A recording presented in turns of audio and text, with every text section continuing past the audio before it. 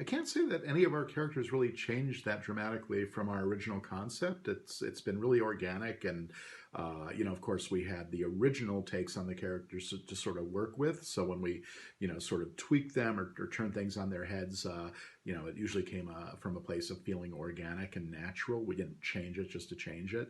I think if you're looking for an example, the one notable example would be Paper Star, and in a minor way. She was actually originally conceived to be a male student, and it didn't take us long to figure out that she needed to be female, and clearly we were right. I've actually been asked this before, from a place of, I love him so much, why won't you let him change? And my philosophy is this I want it to feel earned. I want it to be satisfying when you get there, and there's such a thing as too soon. I think Chase is definitely on a journey. That said, for those of you who might not have picked up on it, I feel like season two was a major big step forward for him. Keep in mind that it's the first time he acknowledged out loud that he needed Julia, and the only reason he got so close to finding Vile Island was because he actually listened to Julia for the very first time in our series. Granted, it was Julia in a dream, but that makes it even stronger. It was his own psyche he was listening to. I love those scenes. I love the whole grocery store. Without a doubt, one of our great joys is when a new season launches and then we start seeing the fan response.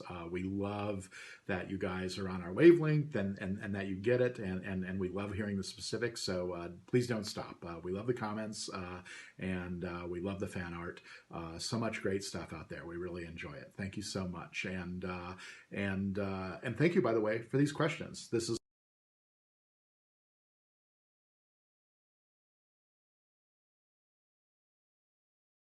in our minds, Carmen's about 20 during the present timeline of our series. Player's about 16. Ivy is Zach's older sister. She's about 19, a little younger than Carmen, and a little older than Zach, who's about 18. In the backstory, the day that young Black Sheep first got the call from Player, we figured she was about 16 or so, restless teenager, and Player was a very precocious 12. So that's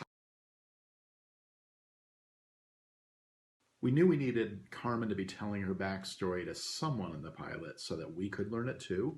And then it became more interesting if we thought, what if it was someone she knew in crime school who chose the other side? What made it even more compelling was once we realized we can give Gray amnesia. That's when things got really interesting.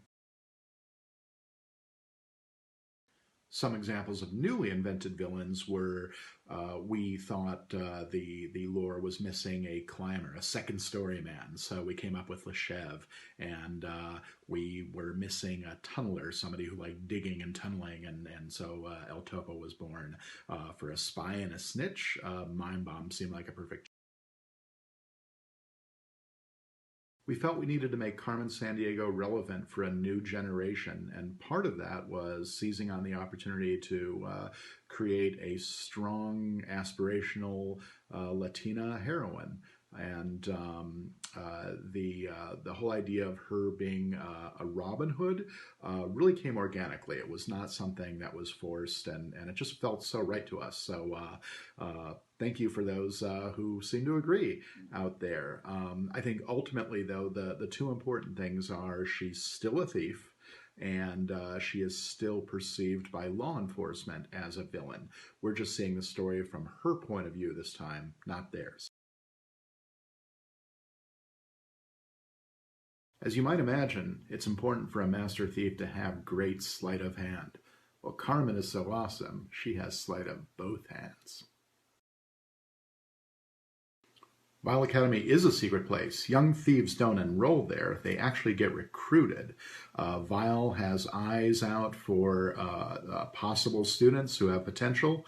And remember, it's only the students who graduate the course that get to learn Vile's true nature, which is they're the Villains International League of Evil. Vlad and Boris. Vlad is the short one, Boris the tall one.